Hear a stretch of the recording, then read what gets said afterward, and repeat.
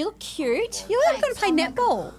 Well, I had a different outfit on and my whole back was out and I was like, I don't know how we're sitting. Or lingerie. Oh my God, imagine. I should have put a little bra down this, like partway through. Yeah, who is Sass? This is the Brad.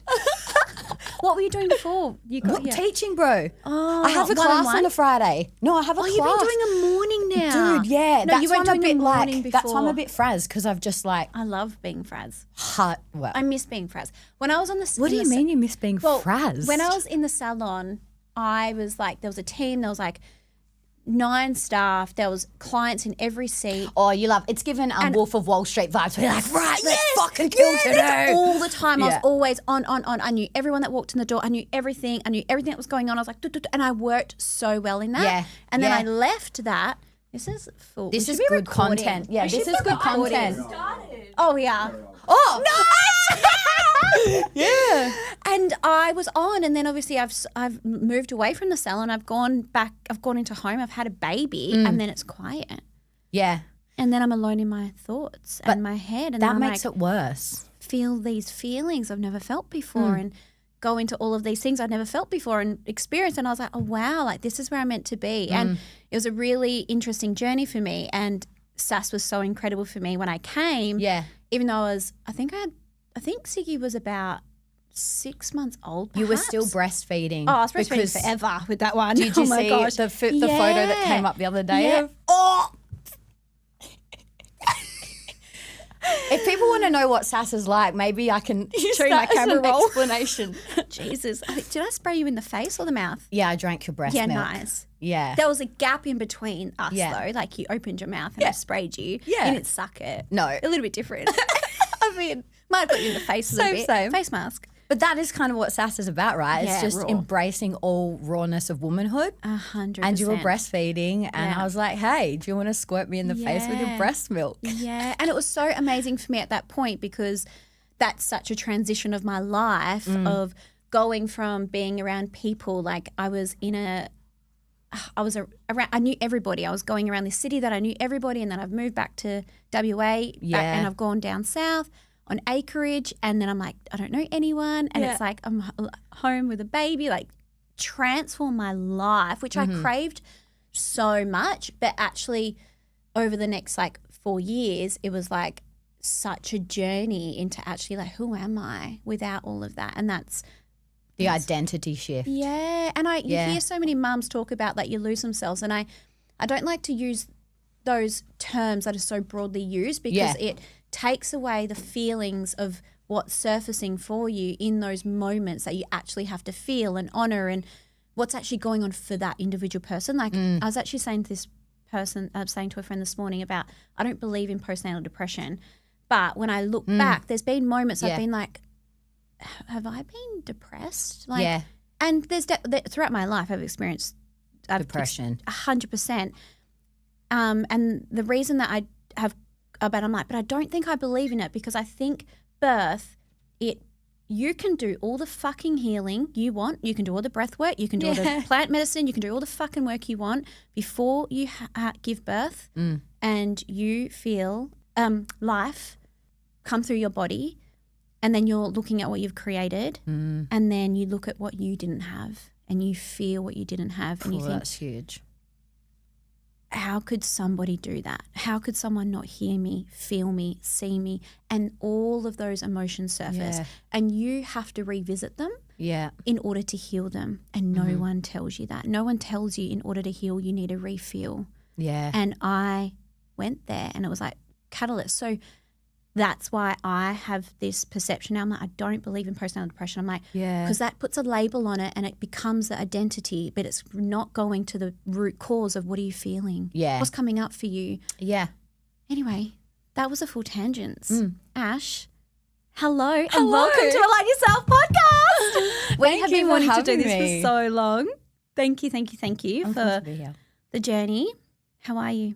I'm doing well. Yeah. I'm excited to be here with you and just have an honest chat. Yeah, me too. I love chats like this where things go a bit rogue and we get to be real about stuff, you know? Yeah. There's a lot of filtration going on in this world, but I feel like you're one person that really likes to keep things very real. Exhibit A. Oh, Exhibit A. Cheers, my love. We need to go into this too. Cheers. You're going back into the human side of yourself again now. Yeah, it's coming back out, and it's been really interesting because things have surfaced. Yeah, it's not about me today, by the way, but I know, but it's important because women that come to SASS, and we'll explain what SASS is all about for people that don't know. Women that come to SASS go through this. It's a constant evolution of self, and generally when women come to SASS, it's because they're going through some sort of evolution.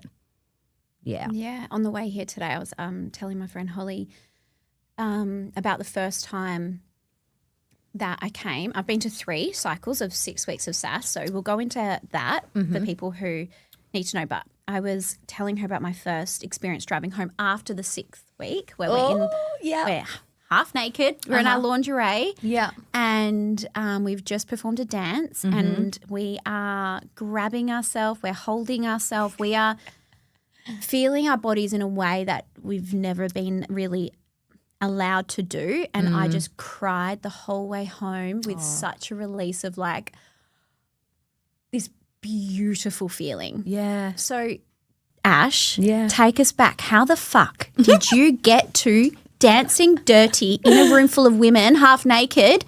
What led you here? It's pretty crazy, right? Sometimes I go to my sessions, my own sessions, and I look around the room. I'm like, this is a Tuesday night and women are booty shaking and barely nothing and fucking loving life. This is cool. So to summarize it all, my background growing up was in dance. I was a ballet dancer all throughout high school, which is crazy to think because what I do now is so different to that.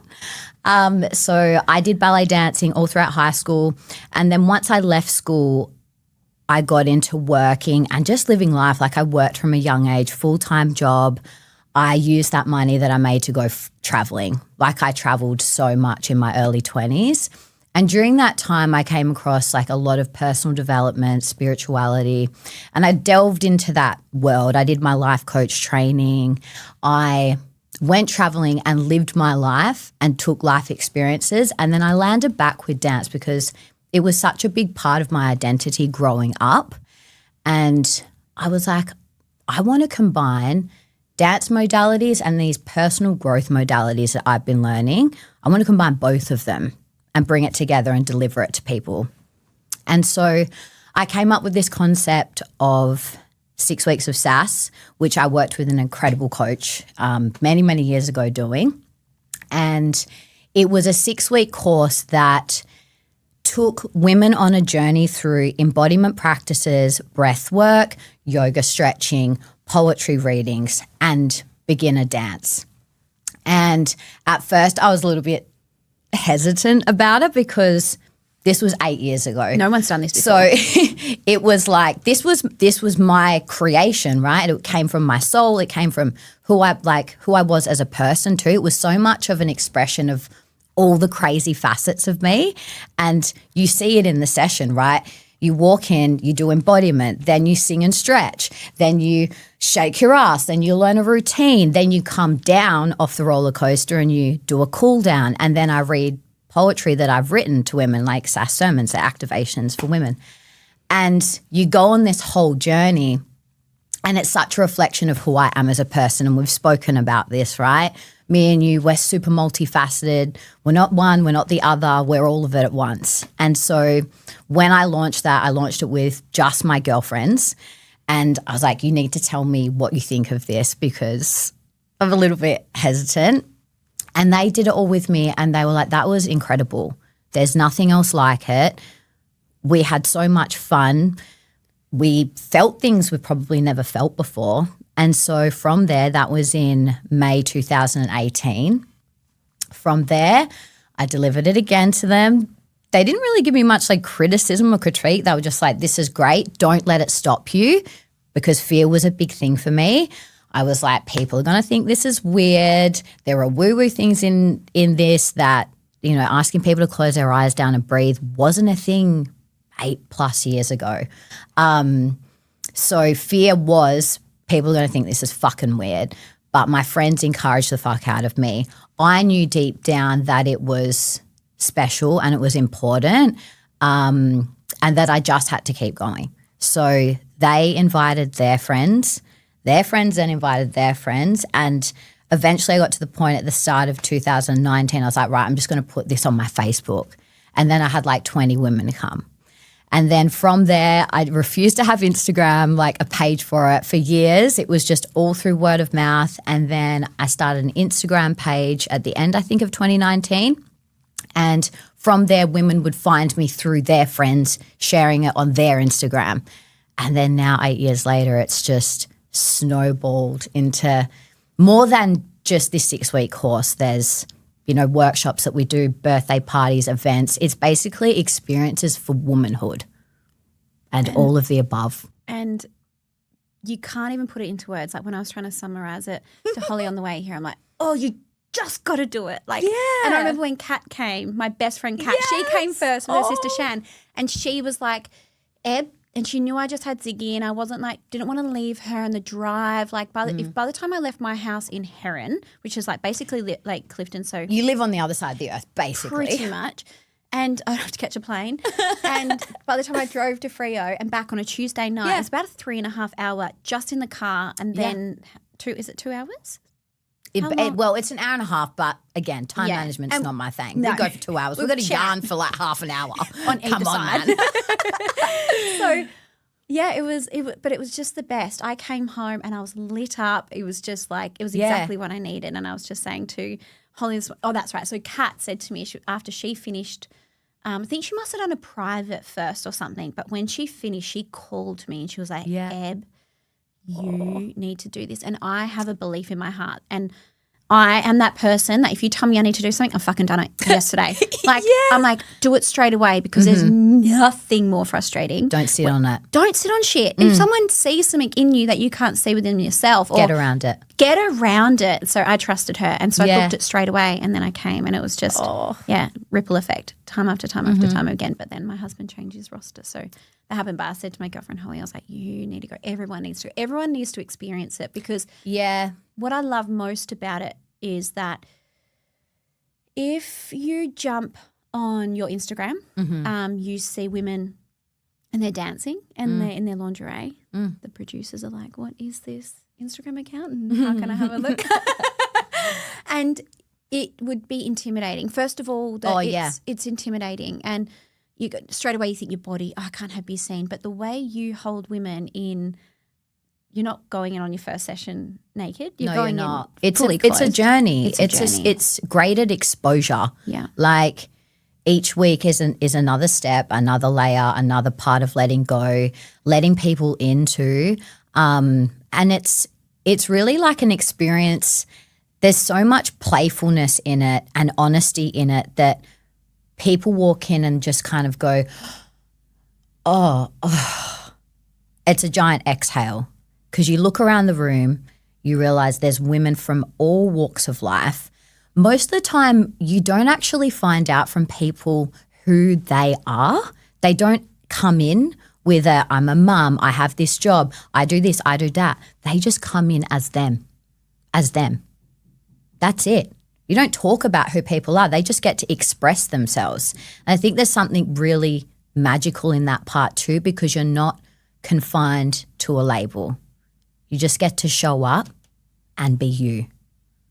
Fuck and labels. Also it's like it's like a women's night out. It feels like a night out that you would have with your friends without the hangover and without maybe having to take the morning after pill. Like you know? Told you no hangover. No hangover and no scares. Amazing. So no Sunday scaries. You just wake up and you're like, damn. Women come in and they go, I did that sober.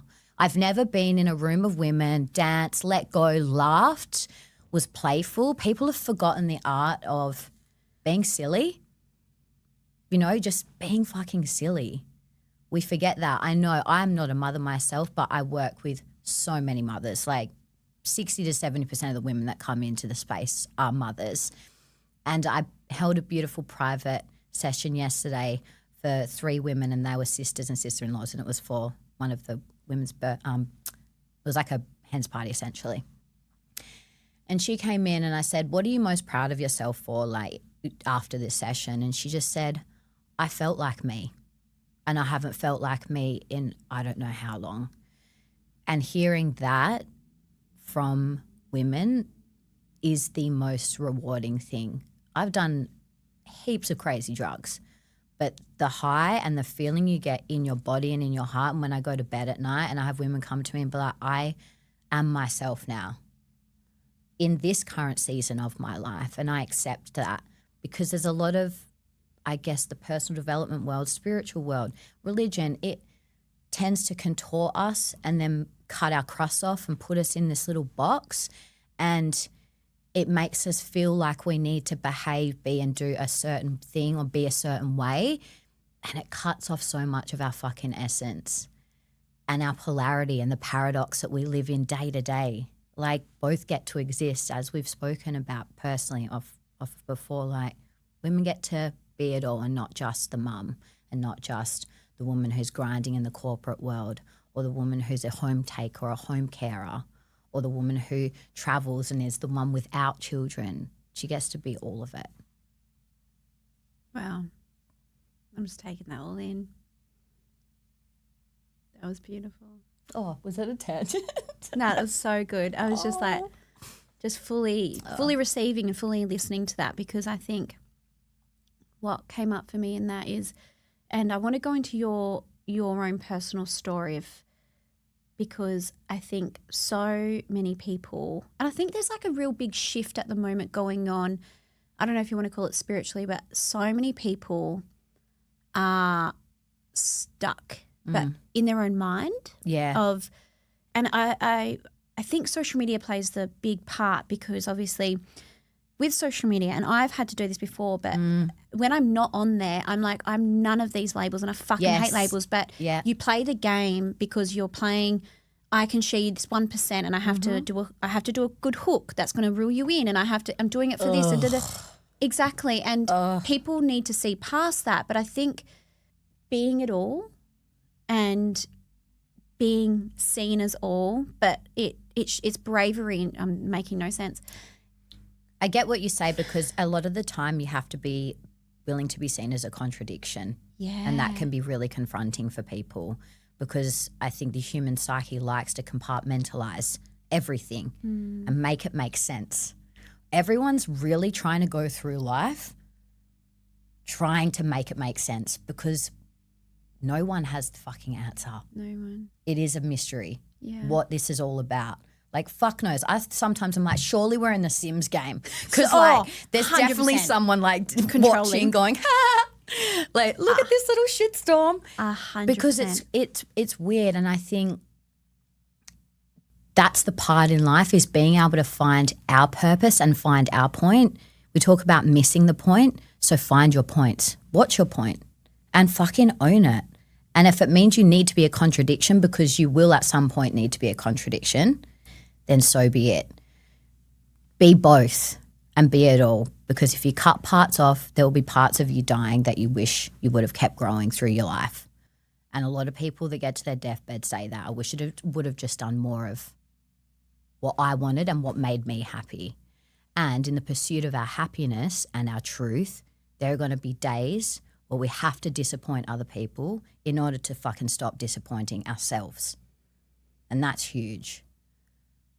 Every day we go through situations, especially women, where we abandon parts of ourselves to try to keep up with other people, that you end up living from your neck up, or you end up going like, who even am I anymore? I just feel like this mixed bag of everyone's opinions and their story and this thing that happened to me, and then being told like, oh, well, because that happened to you, it means that you're going to be like this for the rest of your life because you're traumatized. What if you just get to decide today, no, I want this for myself instead, and disappoint people along the way? If the person that's listening with us today is in a really hard place within their mind, what would you say to them in order for them to be able to feel it but keep moving anyway, keep moving forward anyway? This is a tricky one, because personally I have a lot of experience with the vast ocean that is mental health. So it depends. Like if we're talking about clinical deep depression, that's a different situation. But if you're feeling flat and you're just feeling like nothing feels good and you're just floating through life, like my thing is do something to get back in your body. Like go for a walk, touch fucking grass. They say that now, like touch grass, but legit touch grass. Go outside and smell what it smells like in summer. Then notice how the smell changes in autumn and then again in spring and in winter. It smells different. And when we're smelling the different seasons, you're in your fucking body having a sensory experience. So when you're feeling flat, it means you're not tangibly connected to anything. You're kind of just disassociated from everything and everything becomes grey. Let yourself feel whatever's sitting there under the surface. And like I said, it's a tricky one because mental health is a subject and an arena that needs different avenues. Like for a long time, I was very much against Western medicine and medication, but I've gone through really big personal experiences with my own family with mental health, and I know now that there are times where that sort of intervention is needed, and it actually has a beautiful experience on the other side of it. But for anyone that is just in the flatness of life, go out, touch grass, move your body, connect with someone or connect with a loved one. And I know sometimes people shut them out or shut people off, but it's like have human connection with people. We are so fucking chronically online. We have nothing to calibrate against anymore. Your psyche is fractured and your subconscious is fractured into an alternate world every time you get on your phone. One part of your brain and self goes there, but it's not even a real place, but you fracture and stay there. Then when you try and pull away, there's part of you here, there's part of you in your text messages, in your emails, in your inbox, in your fucking, I don't know, all these places online. And then there's our real self and they get separated and then we're just kind of bouncing between the two.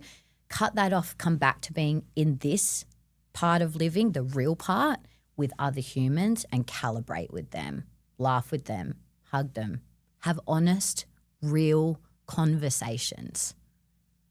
Like asking someone, how are you really? Looking people in the eye and honestly asking someone, but how are you really? Because if you stop for a second and you really dropped into your own body, you would look at someone and ask them how they really are, and you'd be able to notice straight away without them saying any words that they're not doing okay. So if that's you and you're doing that, open up to people, ask others, and then once they open up, it gives you permission to open up yourself. Just be a bit more honest. Something that's coming up for me now is about active listening as well. I feel like this is something that I speak about all the time because I think for myself there's been times where I think there's so many people trying to talk that no one's ever listening. And there's been times throughout even my journey, like people ask how you are and before you've even answered, they're speaking over you. And I just go, okay. And then there's no back and forth in the conversation or being able to active listen and sometimes just shutting the fuck up and listening and being able to look someone in the eye and receive because Ash, you're so good at that and being able to go back and forth because it's something that we're actually not taught. There's so many things that we're not taught. Yeah, I know, like it's crazy. Apologising, holding space, not being defensive, being able to listen and not take offence, take things personally. This is all stuff that I've had to sit with and go, can I do? Like now my journal prompts aren't fucking affirmations and shit. They're like, when the last time someone told you how they feel, how defensive did you get? Yeah, okay. And I'm like, oh, okay. I can see those times I didn't agree. Yeah. But that was their feelings. Yeah. And that doesn't matter. There's been times I've tried to tell someone how I feel and they didn't agree. And I'm like, how do you disagree to how I feel? Yeah. That hurt. But you don't agree. It doesn't mean I don't feel anyway. It just means you're now dismissing how I feel and you don't care. Yes. These are the biggest topics that we are not fucking taught about. And we're not taught it, but now we're in a time where we're also not having conversations about it either. Yes. So there's lack of education and there's also lack of storytelling. Like throughout time, how knowledge gets passed on is through storytelling. And there is so much that we can learn just about different perspectives, and that's through storytelling. Someone shares their experience and their story. You go, no shit, I hella relate to that. I don't feel so crazy or alone anymore. And I think storytelling is so important in that.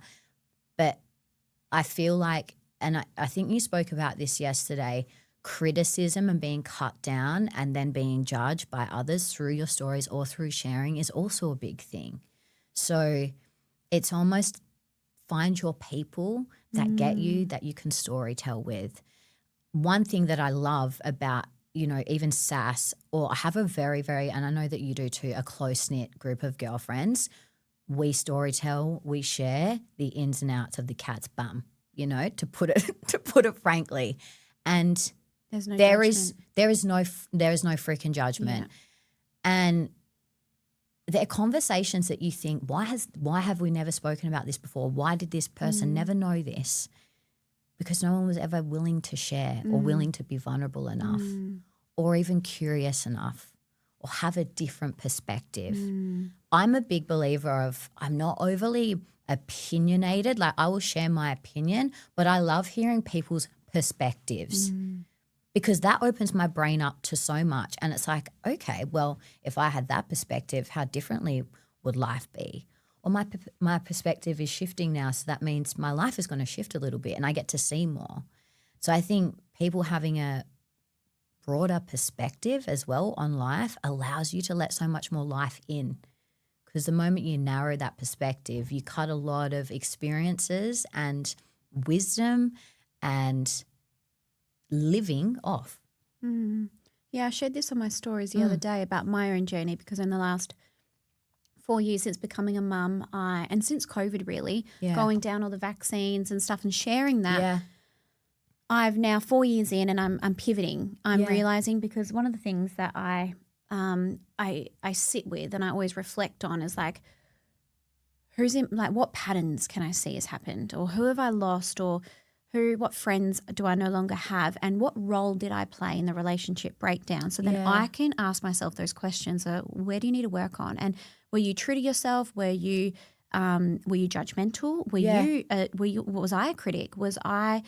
Did I use my words right? Because there is so much impact in how you deliver your words. And I think in the past, especially with social media, it's just been like, oh, whatever, dump it. Like, I'll share something and dump it, and not put that extra time into saying, like, you really have to be gentle with people's feelings. And I've been raised like in the hardest fucking home. Like, if you heard how my mum fucking spoke, like, you'd be a fucking hard ass too. So I forget people need so much gentleness. And there's been times I've been like, fuck, and really? But there's actually, harden up, mate.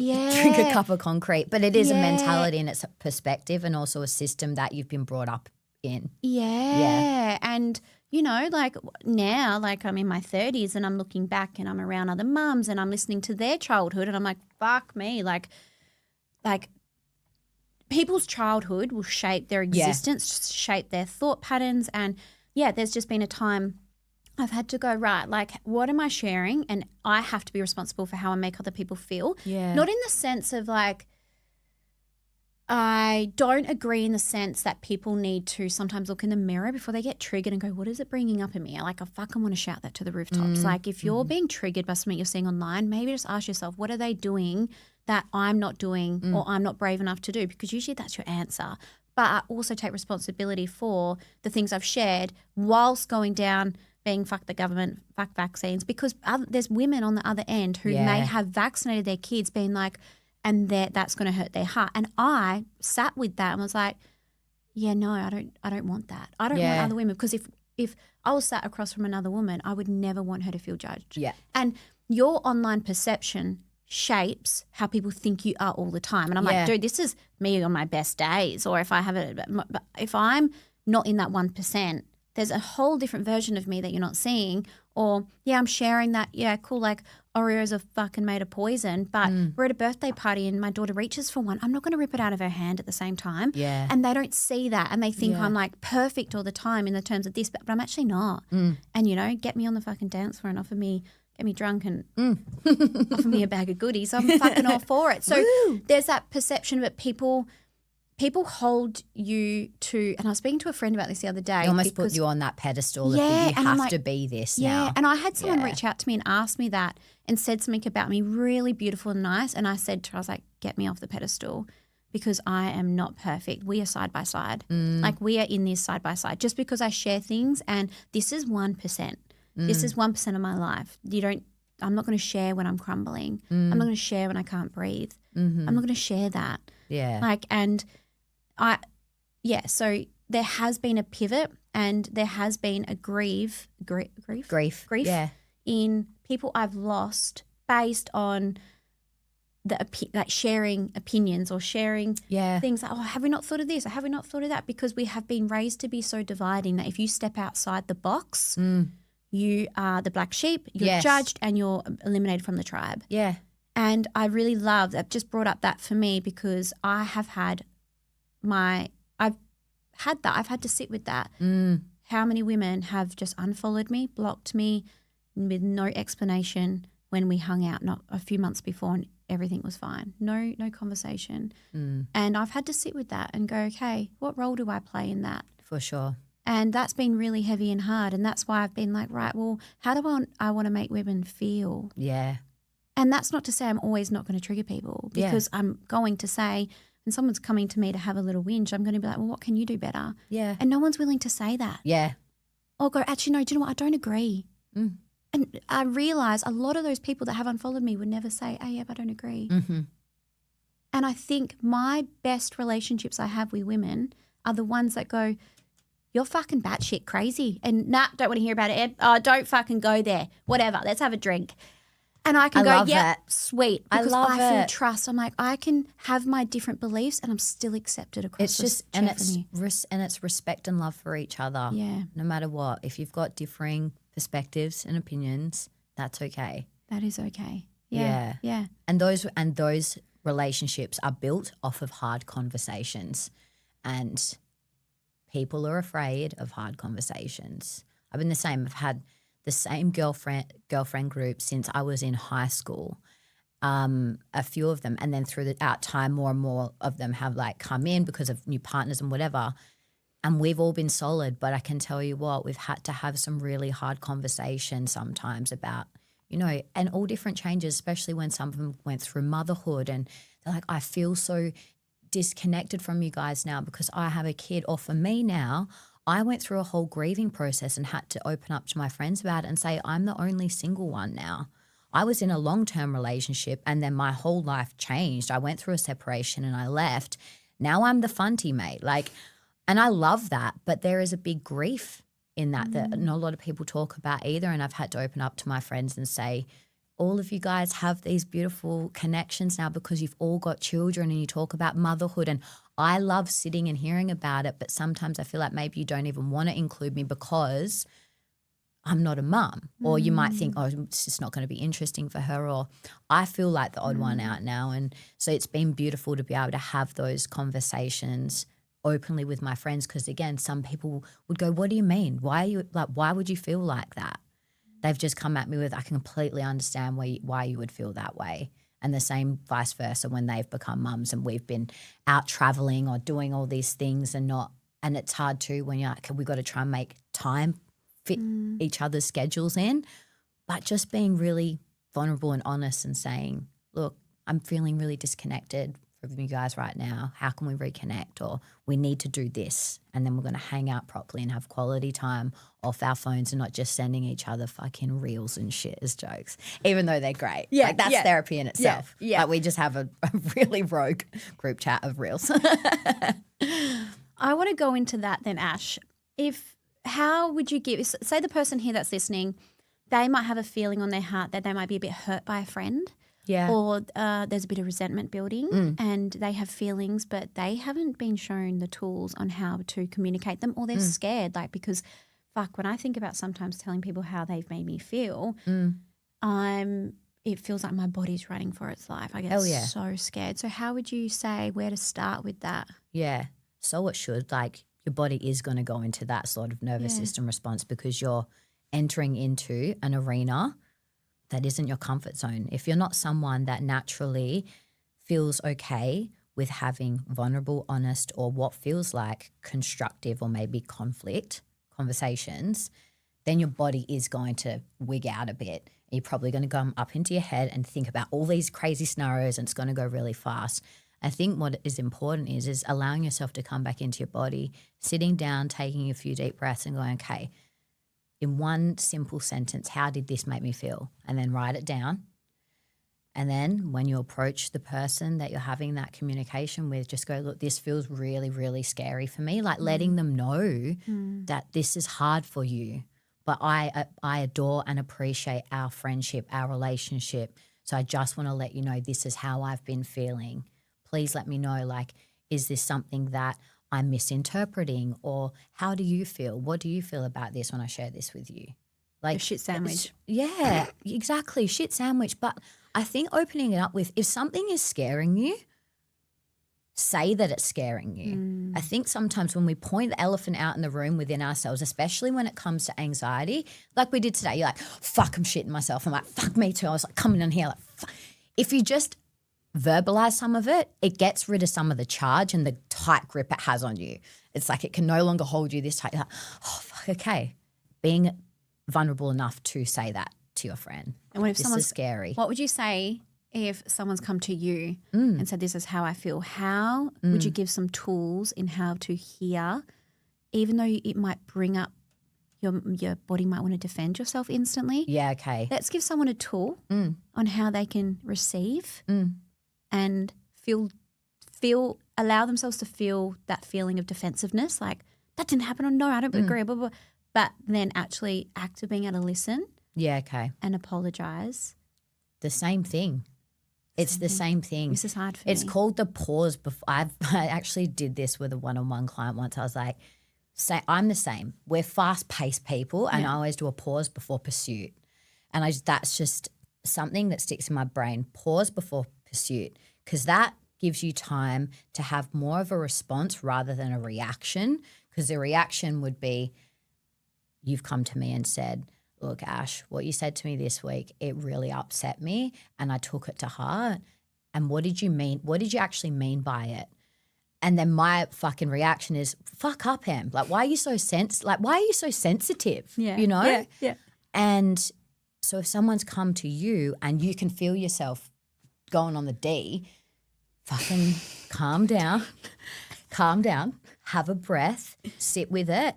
If you're someone that you need to know what your kind of reaction time is, because if you're someone that takes a while to process, just say, I've heard you and I really acknowledge you. I need some time to think about this and to sit with it before I come back. Like, create space. People don't like to create a pause. They're like, blah, blah, blah, blah, blah, blah. I'm like, you're making me feel like I'm like, clung to my chair. Just but like, what space? Fucking acknowledge it. Acknowledge people. If they have gone out of their comfort zone to share with you that something has upset them, acknowledge them. Say, I hear you and I'm taking on board. I need time just to process it so I can come back to you with a truthful answer or something that isn't going to just be a reaction from me. But again, that takes, for someone that's reactive, it takes self-awareness to not be reactive. And so like... And years of practice. Yeah, and years of practice. Yeah. And you need to know yourself in those situations well enough to go, fuck, okay, I'm looking at the pattern in my life and I tend to put my guard up and get really rager when someone comes to me. Is that how I want to make people feel? And if it's a no, all right, do a little bit of work on that maybe. Everything that happens is a opportunity for you to get curious, to be better. And instead of criticizing, putting yourself down, get curious about it. All right, fuck, okay, there's a bit of a layer here. Let's go for a little deep dive. Do a mushroom journey on it. No, not really, but Yeah. If you desire to be a better human, people don't have the desire to be better humans. That's so fine. Cool. You do live your life. Sometimes I say to myself, I wish I was just really simple-minded. Yeah. It would be fabulous. Life would feel a lot more peaceful. But if you have a desire to be a better human, if you look at your life and go, there are patterns here that keep happening that are just causing these vicious cycles, have a look at those cycles and ask yourself, what is the responsibility and where is the part that I'm playing in this? And that's a hard one. That's a hard one.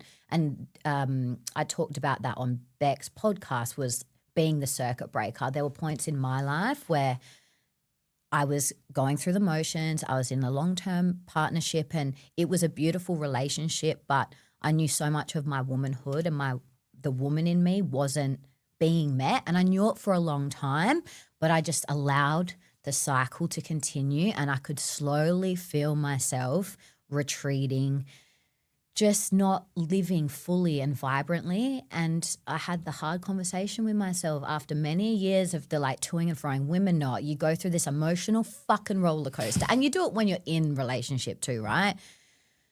But I was in the toing and froing and I got to a point where I went and did a yoga teacher training. We were on retreat and I really had a mirror put in my face and I just came home and went, fuck, I'm going to be the circuit breaker here. What do I want for myself? Put on your woman pants and get brave, because there's going to be something on the other side of this that you can already feel now, but you're too scared to leap. That will be the life that you were wanting to experience, but you got to be the circuit breaker here and now.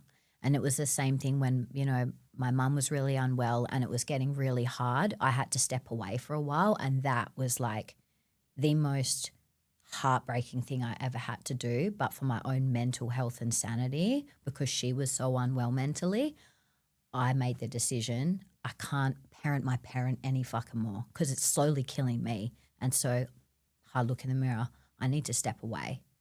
Doesn't matter about loyalty, doesn't matter about the guilt. I need to step away because I'm going to lose myself in this. And in those moments, you stop abandoning yourself. That's something that I could hear within that, is that in this story, there's been times that you've had to choose you and been comfortable with being seen as the villain. Oh, yeah. Yeah. That is hard. I just got goosebumps. Yeah. And being comfortable as being the villain in people's stories and not being in control of that narrative. Hell yeah. Yeah. That takes bravery.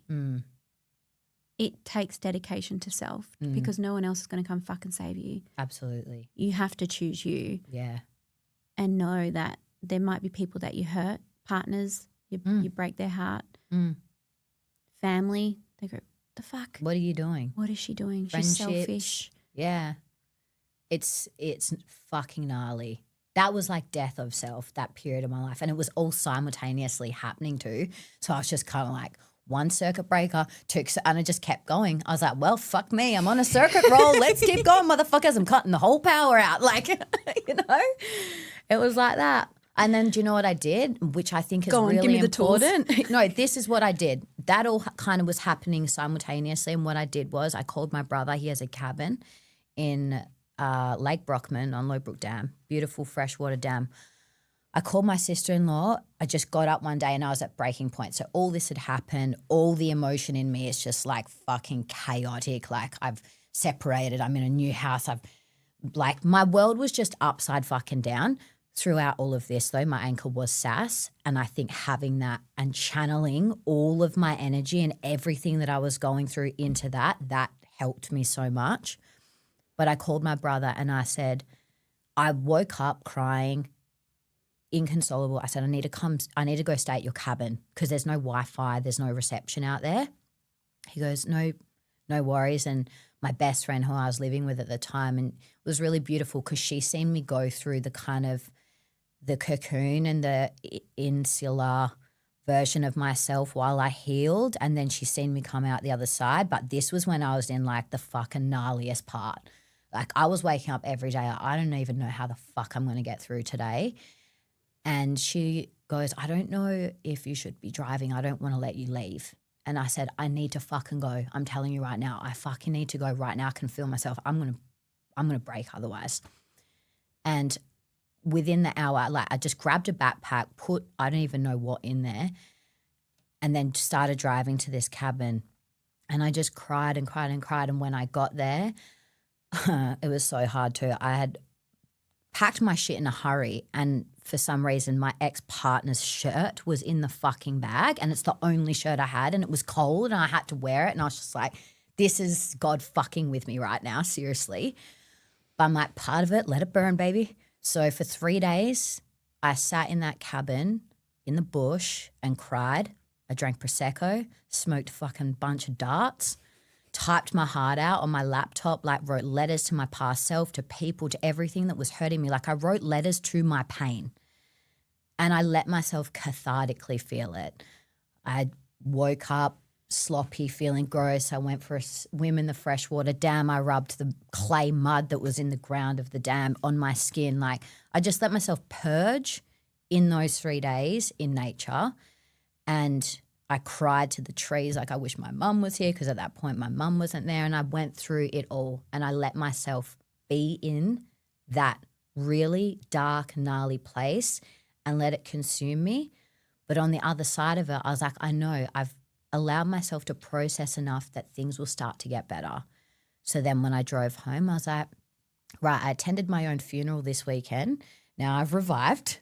We're driving home and we're going to start on a new horizon. And I just slowly did, but it was a slow burn too.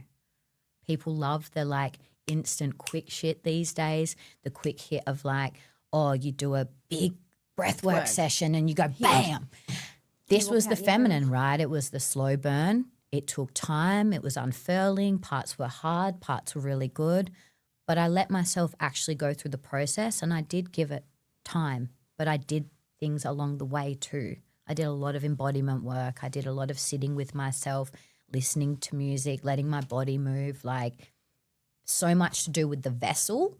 This beautiful vessel, I sat with so much of this and so much of my emotions. Like I emptied the motherfucking washing machine because it was clogged, and I unplugged it and that bitch poured out. But it allowed space for a brand new washing machine and for all the new experiences to come in and to fill me up again.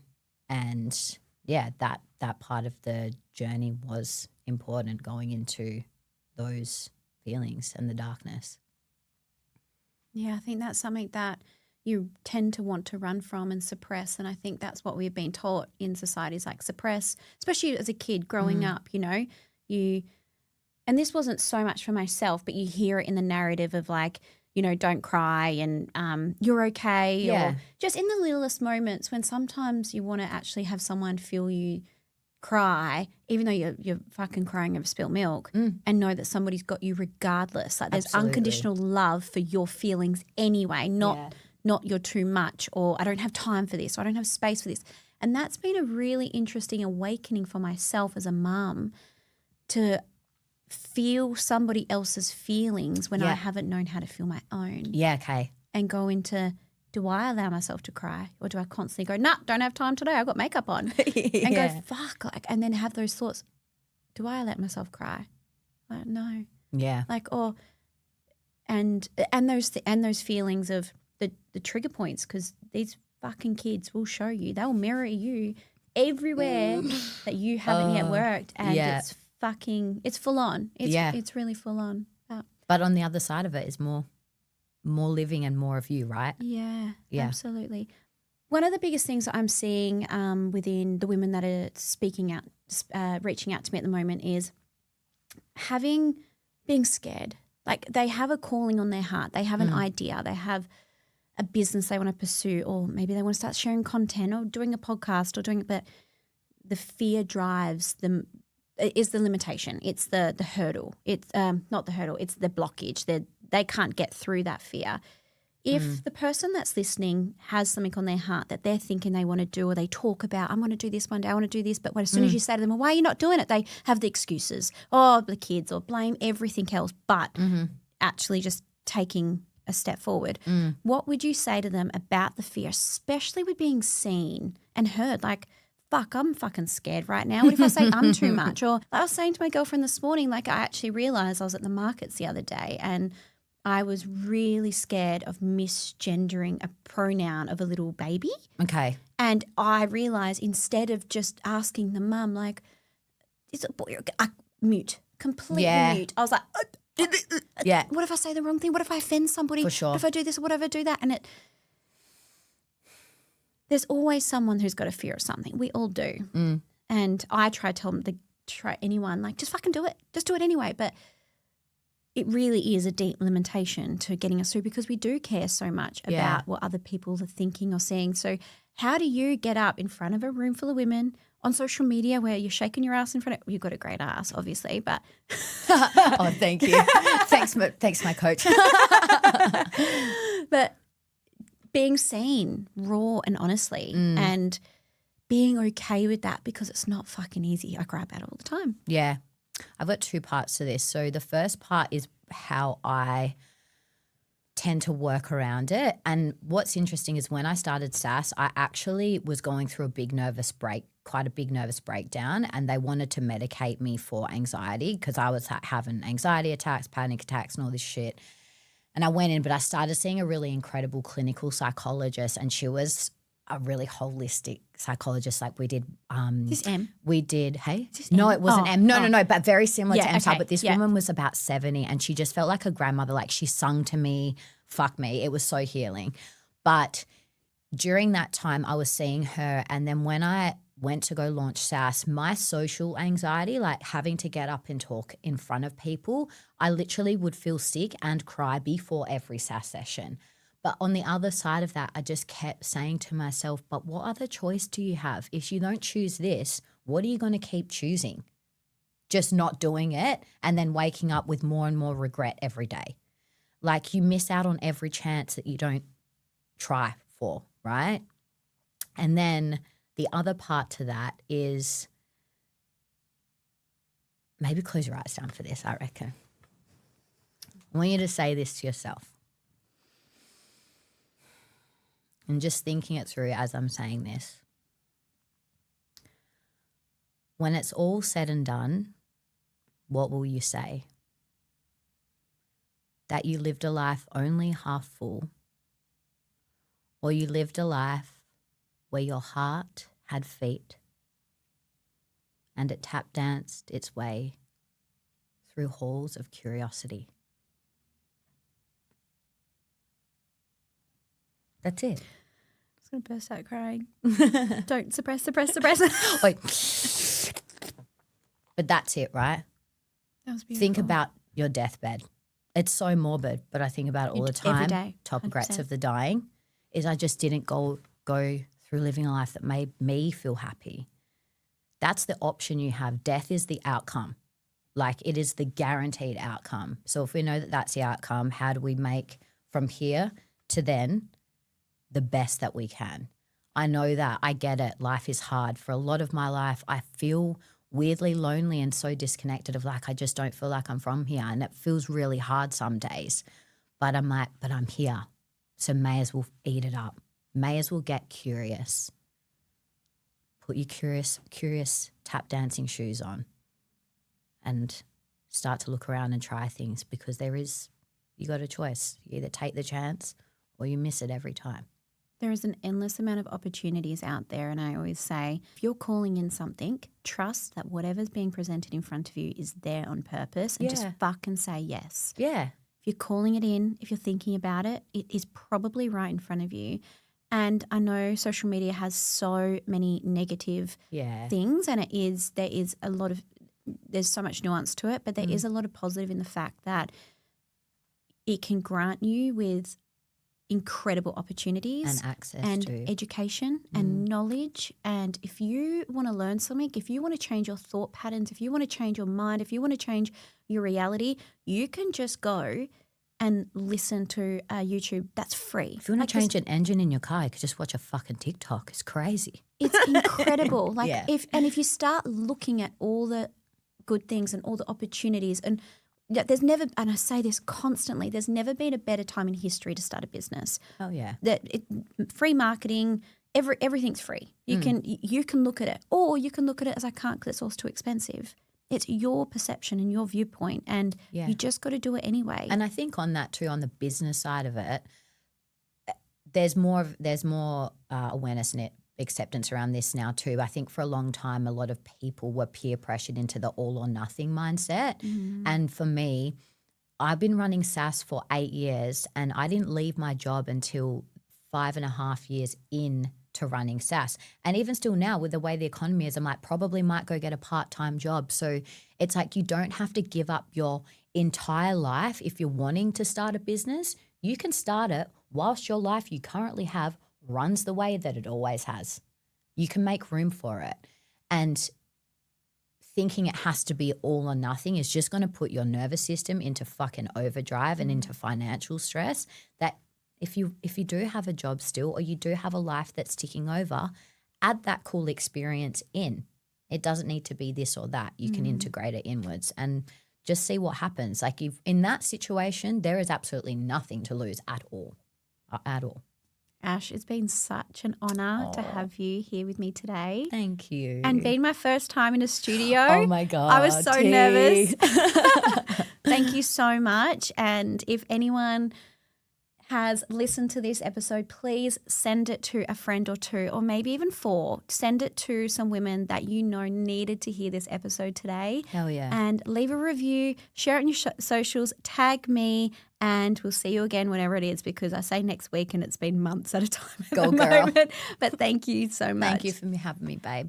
Ash, where can everybody find you? So you can just go to @the SASS Movement _Perth on Instagram. Or I have a website as well, which is in the link in Instagram. But I think most people go on Instagram, right? Yeah. I don't have TikTok, don't use Facebook, just Instagram. Nice. @the SASS Movement _Perth. Awesome. Thank you so much. Love you, girl.